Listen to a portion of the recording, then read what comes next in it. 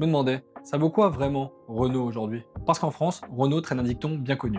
Qui roule en Renault repart à vélo. Et soyons honnêtes, pendant une période, ce n'était pas complètement infondé. Il y a eu des vraies années galères. Renault a enchaîné des moteurs diesel compliqués, des moteurs essence mal maîtrisés, des boîtes automatiques ultra fragiles et une fiabilité très inégale. Certains DCI ont marqué les esprits. Les débuts des TCE ont été très douloureux et la confiance s'est clairement dégradée. Mais ce que beaucoup oublient, c'est que Renault a aussi su corriger le tir. Un exemple très concret, le moteur 1,5 litre DCI. Aujourd'hui, c'est probablement le petit moteur diesel le plus fiable de ces dernières années. Endurant, sobre, bien maîtrisé, on le voit régulièrement dépasser des kilométrages très élevés. Et ce n'est pas un hasard si Mercedes a décidé de l'utiliser sur ses propres modèles. Quand une marque premium va chercher ses moteurs ailleurs, ce n'est pas du hasard. Autre exemple, le moteur 1,3 litre TCE. Développé plus intelligemment, il est bien plus fiable que les anciens TCE. Il est aujourd'hui reconnu comme une bonne référence en moteur essence moderne quand l'entretien est suivi. Ces deux moteurs montrent bien une chose, Renault a appris de ses erreurs. Moins de paris techniques hasardeux, des motorisations plus cohérentes, des plateformes mieux maîtrisées et surtout des retours terrain bien meilleurs qu'avant. Et ce n'est pas un hasard si aujourd'hui, Renault est redevenue la marque française la plus vendue au monde. Pas parce qu'elle est parfaite,